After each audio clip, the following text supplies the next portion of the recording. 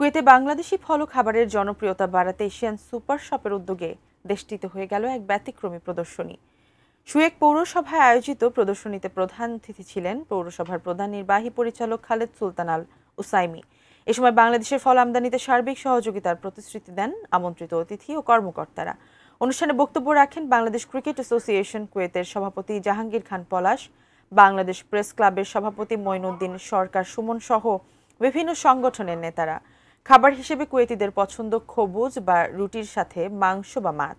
অতিথি আপ্যায়ন করা হয় বিভিন্ন ফল ও খাবার দিয়ে, যার বেশিরভাগ আসে ভারত থেকে।